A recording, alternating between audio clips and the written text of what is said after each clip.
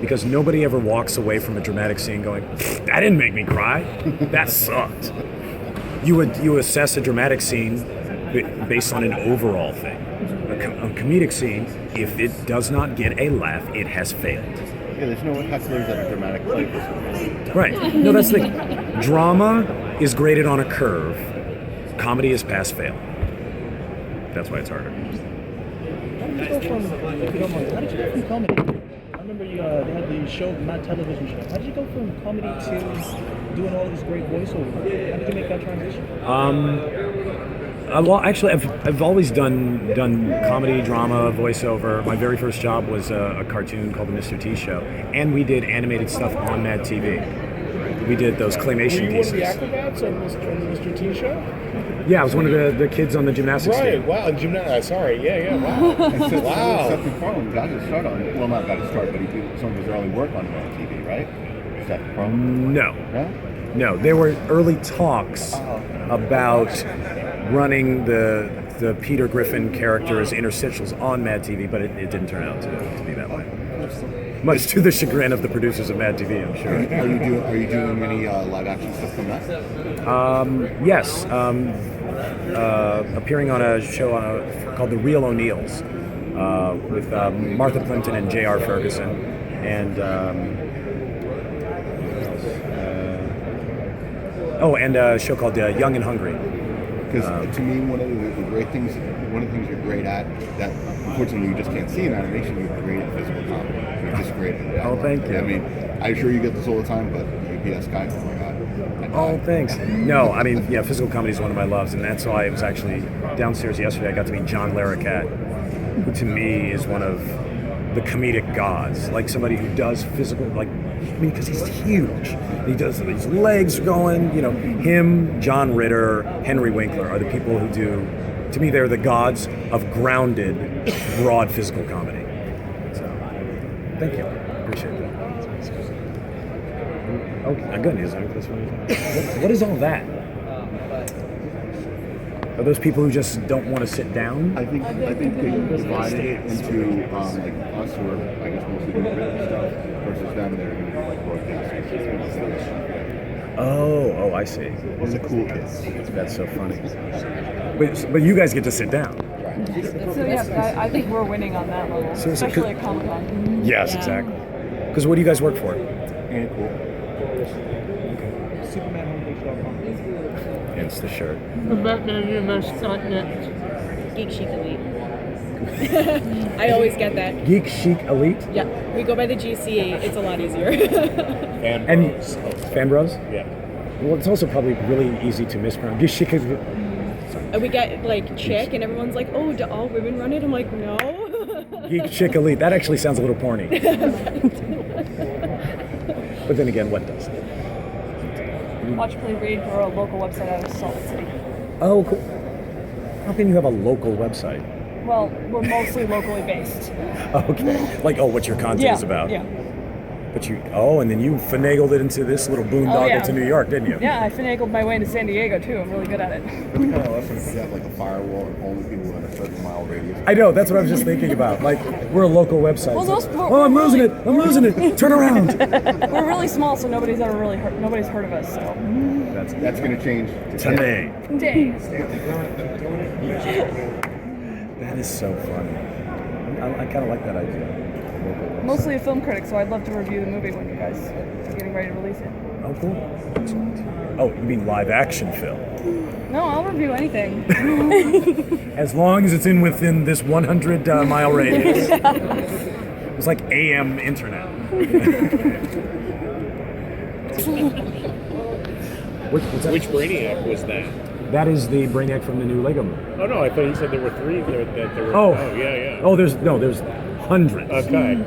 We have a lot to work. There's a lot of cataloging that needs to be done. Certainly, like Brainiac 12, right? He's the latest, right? Oh, that's so funny. You're right. It's funny because in the Lego movie we did not do the numbers that way. All of these, it's 1.1, 1.2, 1.3, as opposed to Brainiac 12, Brainiac 7, More like versions. Brainiac 2, yeah. Upgrades. That's so funny. Yeah, exactly. Or viruses, really. Getting a new operating system. Any stories before this? Oh yeah. I mean, I'm a DC kid from way back. Who's your favorite? Favorite Brainiac stories? Oh, who's your favorite Brainiac? Actually, my favorite Brainiac is the '50s one, when like Brainiac would team up with Lex Luthor, and you know, in those Kurt Swan stories where everybody seemed like a doughy middle-aged guy.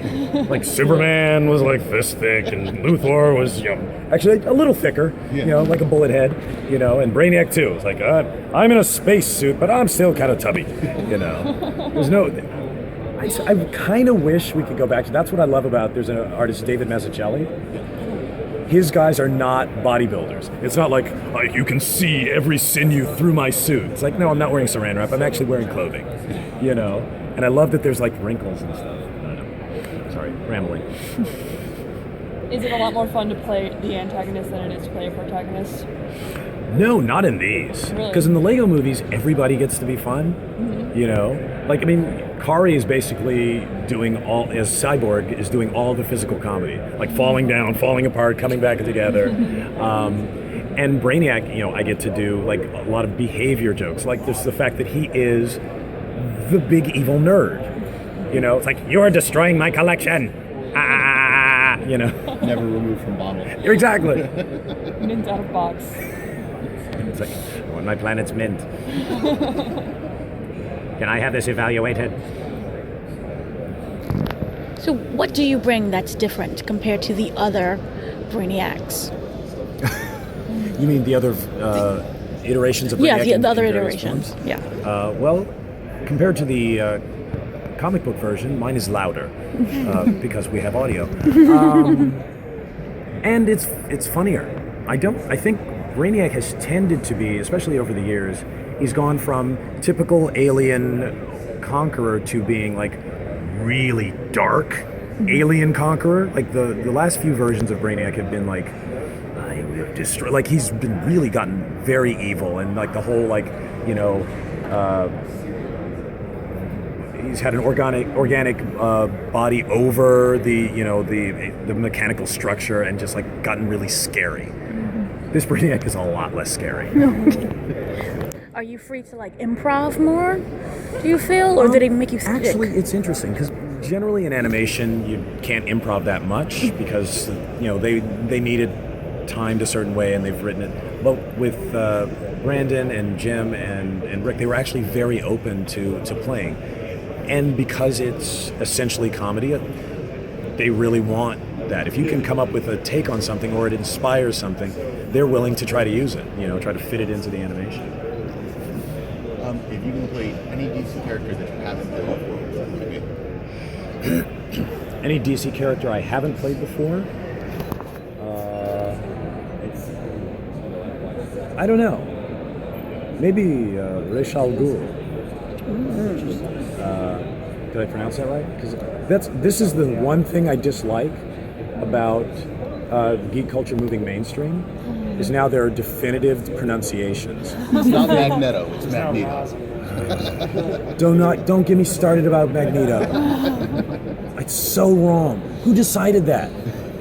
Why would one of the most evil and powerful villains of all time have the word Nito in the middle of his name?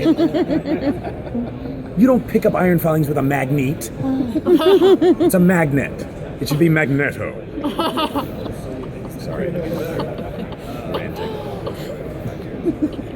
Right?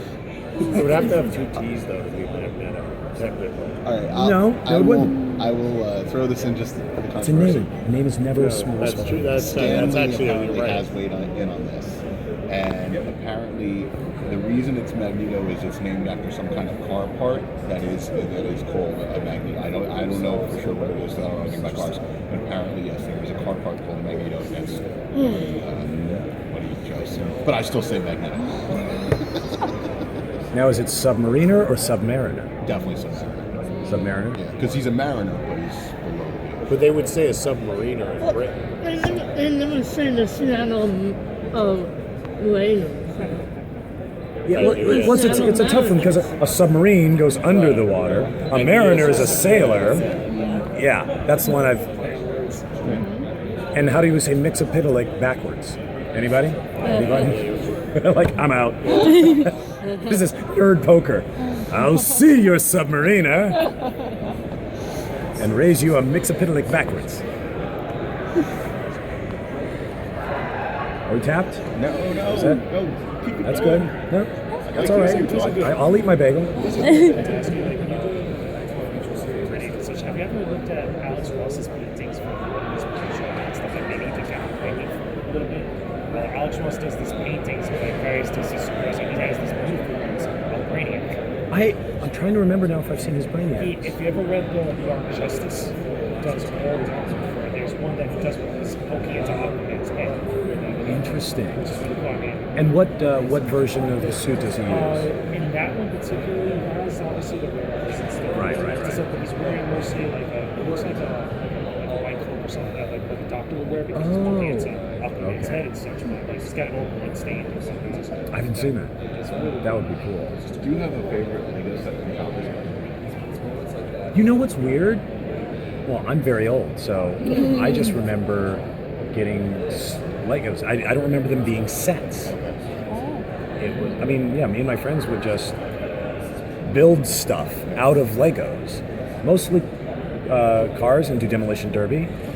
Yeah, we would like build our Lego sets and then get across the room and then smash them towards each other.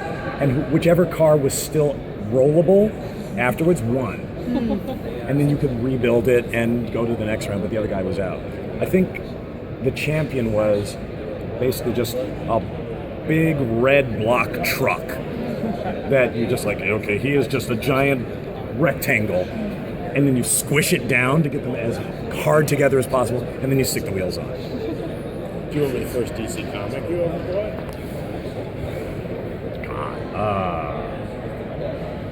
I don't. Because there were comics that I bought, but then when I was 10, I inherited a comic book collection from my neighbors next door. Their son was just graduated college, and so he bequeathed me his things of childhood past. So I had books that were older than I was. You know, I had 10 cent, 20 cent books. I actually still have one of my Mad magazines that he had from 1966.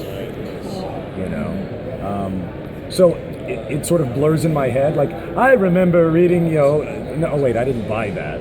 That was actually out in the shops when I was 1. But I have actually an old detective comic that has a Carmine Infantino cover that has Robin coming up to Batman, and it's the back of Batman's head, and he turns around, and it's the Joker wearing a bat cowl. It's like, hello, and it's really like creepy.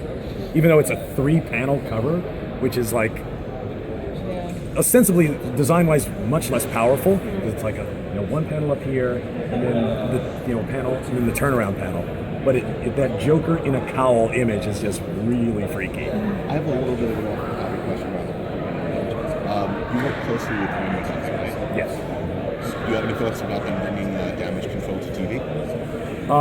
I'm very excited about it. I mean, damage control to me represents one of the things that I love most about Dwayne, is his ability to take deep geekery and make it accessible.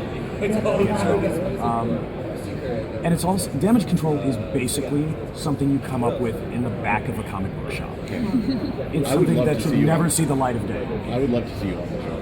Oh, me too. But I'm very curious. I have high hopes for it because they've done good so far. And I just hope they do him justice. Actually, it's fun. I've been thinking about this. A couple of months ago, we were at Long Beach Comic Con, and we announced the next year for the Dwayne McDuffie Award for Diversity in Comics.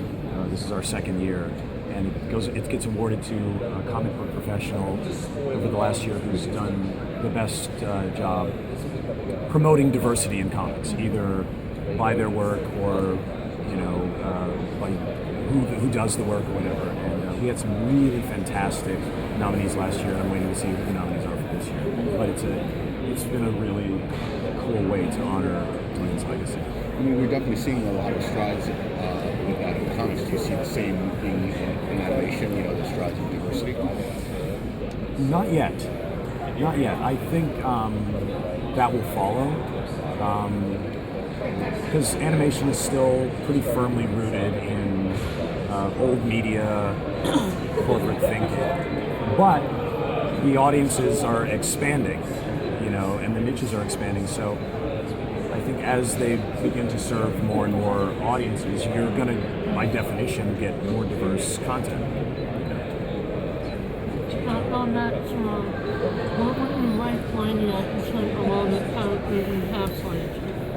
Where would I rank Brainiac? Yeah. That's interesting. I don't know. I'm very bad at that because I was the guy who, when Marvel was doing Iron Man, like, let's take some B-list Silver Age, you know.